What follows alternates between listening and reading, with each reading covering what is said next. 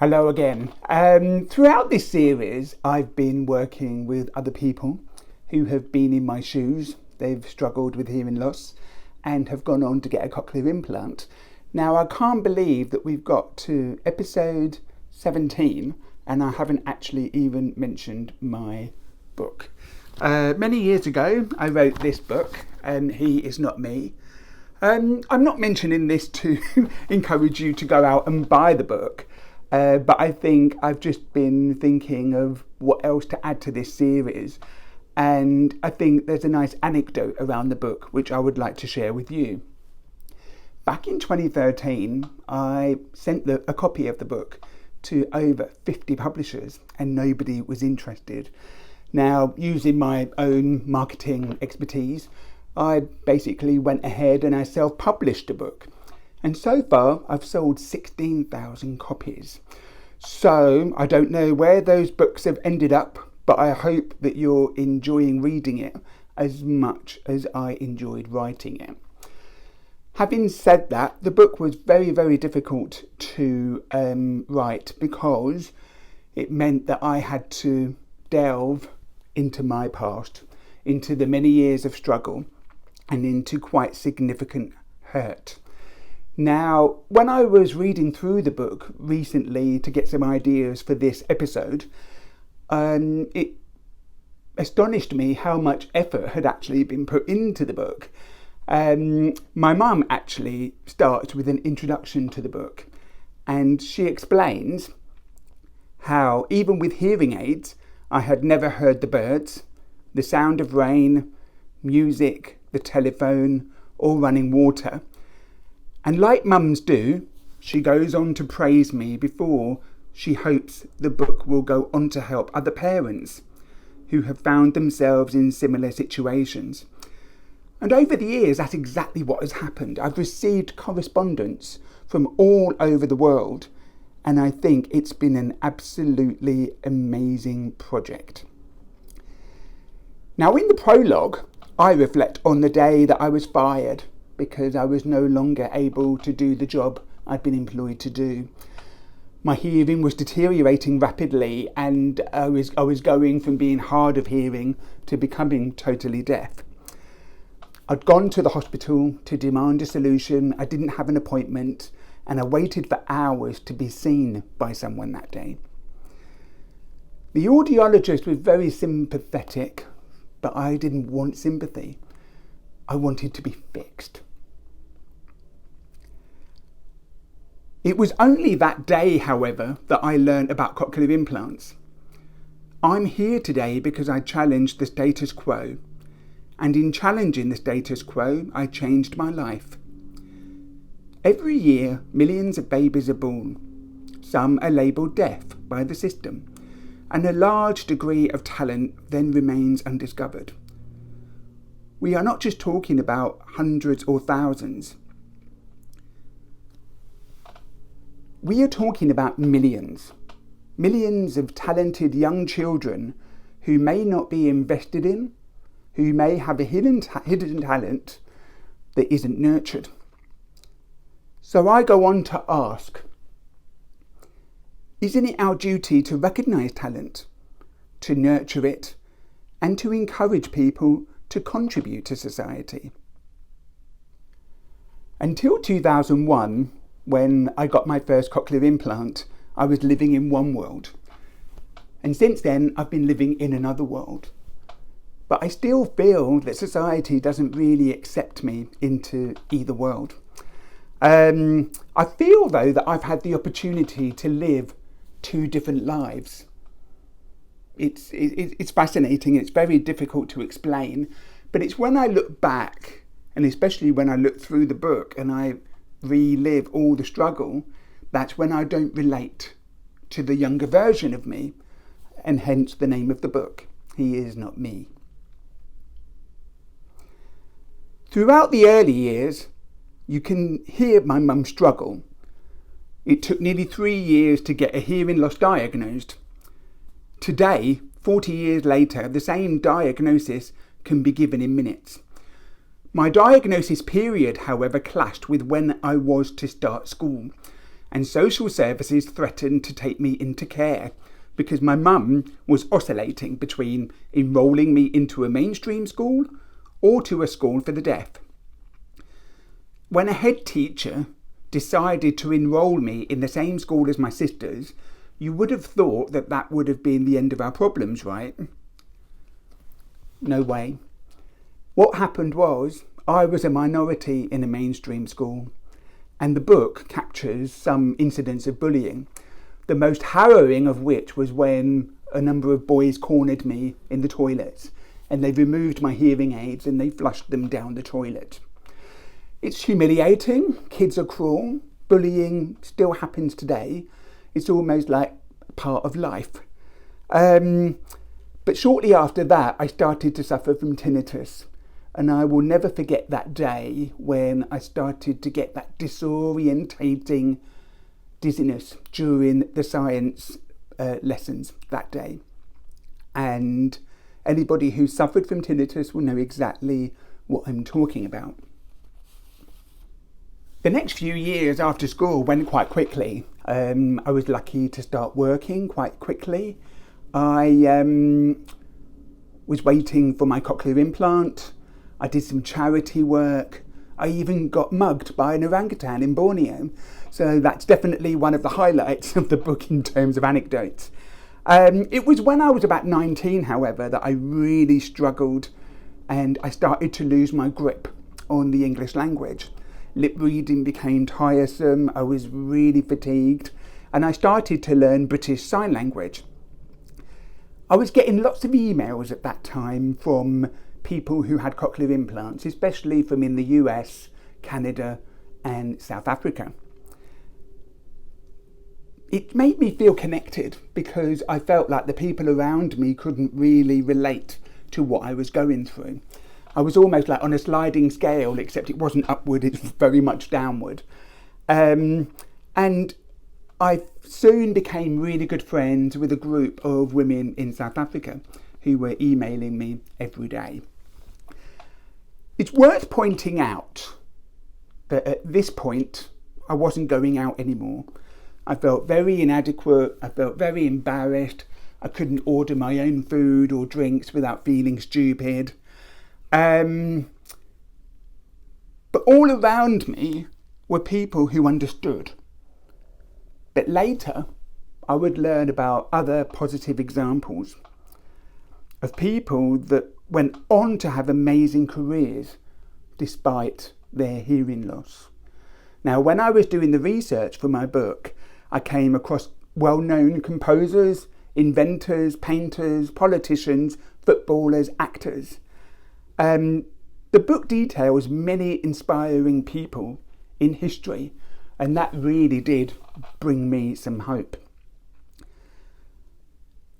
Up to February 2001, when I was implanted, there was a lot of anticipation and I was bombarded by a lot of questions like, will the implant work?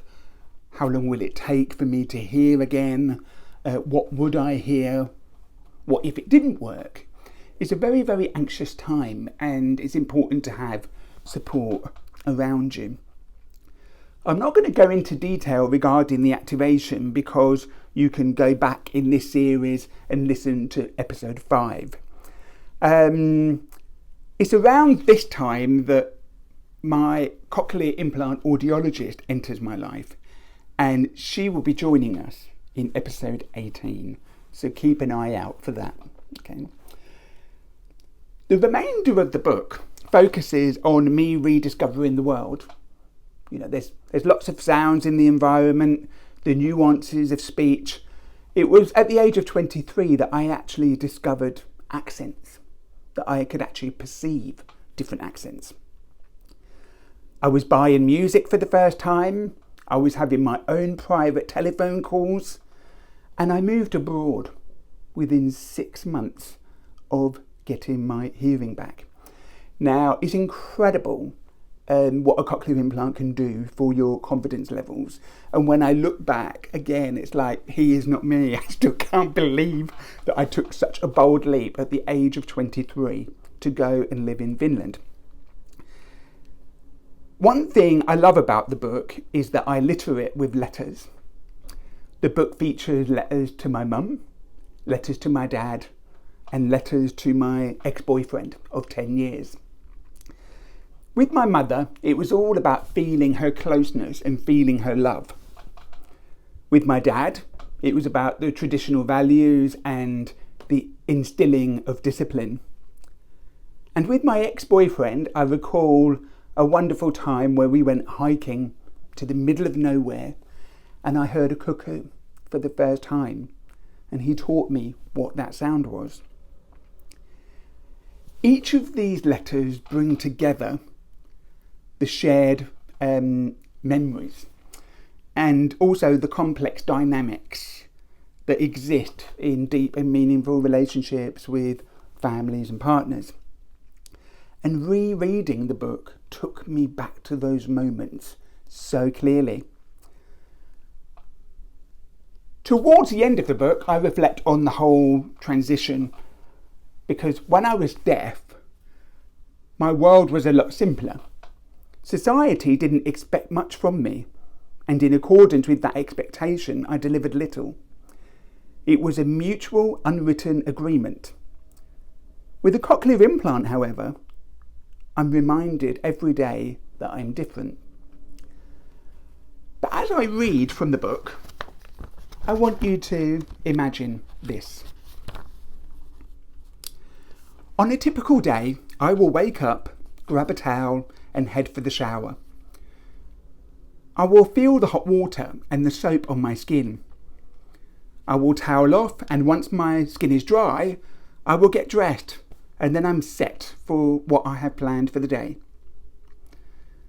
I will go into the kitchen, fill the kettle with water and switch the kettle on. Then I will make what I feel like having for breakfast, eating in silence if I am alone. Until I attach my headpiece to the implanted area and switch on my sound processor, you see, I won't hear the warm water bouncing off my skin and onto the wall surrounding the shower cubicle. I won't hear the click of the shower gel container. I won't hear the friction generated by my towel as it rubs my skin dry. I won't hear the sounds of my trouser zip as I do them up. I won't hear my footsteps as I enter the tiled floor of the kitchen, and I certainly won't hear the kettle as it boils away. I won't hear the crunch of the cereal as I munch away, nor will I hear the swirl of the spoon in the mug as I add milk and sugar to my tea or coffee. Over the years, I have learnt that most people don't even notice these sounds, and it is this that reminds me I am different.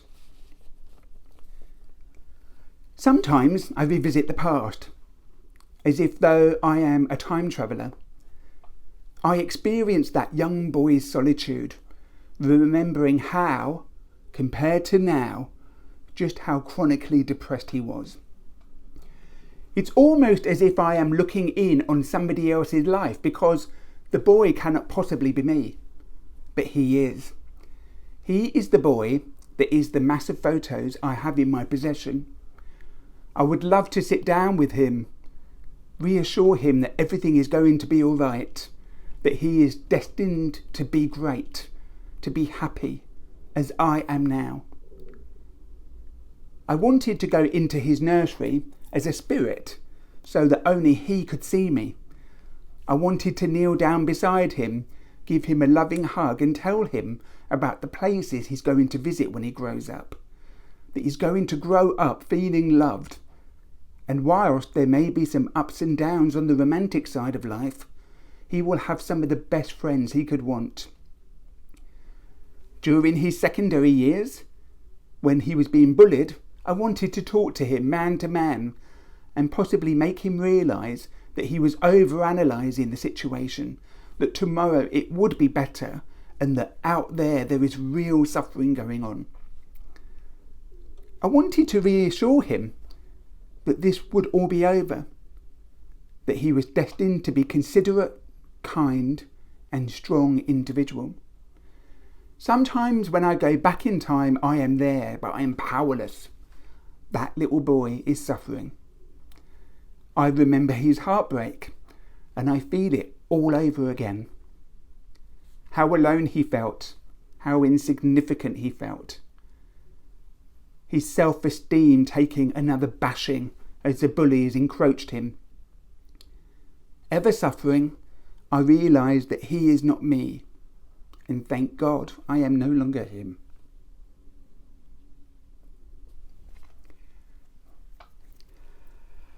At the very end of the book, I provide some examples of prolific deaf people. People who have contributed to the topic of hearing loss, to the literature. Okay.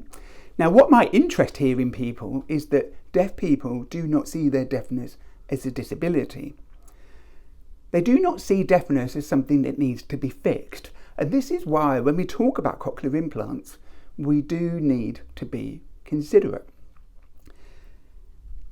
If people want to have their hearing fixed, we live in a day and age where there are many possibilities, and it's up to that individual to make that choice.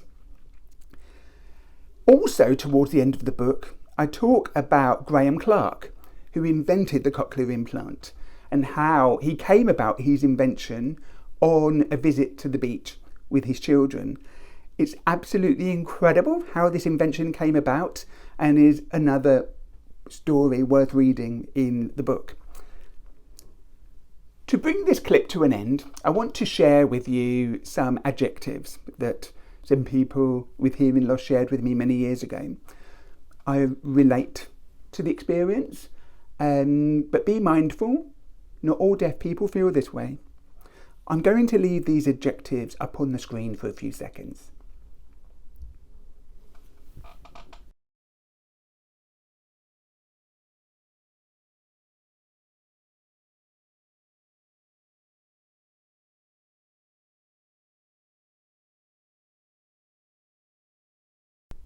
This episode might have been a bit on the heavier side, but He Is Not Me is just one of the thousands of stories out there, okay? Next time you come across somebody with hearing loss, be kind. They cannot help the way they are, but we can all help to be a bit more considerate. And my top tip is ask them how you can be helpful. It can be speaking slowly, it can be writing things down, it can be writing a text on your phone and showing it to them. There are so many ways that we can help one another. Join me next time when I will be talking to my friend Sarah, another fellow cochlear implant user. She's going to tell us some of her story. But in the meantime, if you are interested in reading He Is Not Me, you can buy a physical copy from lulu.com. See the link on the screen and see you next time.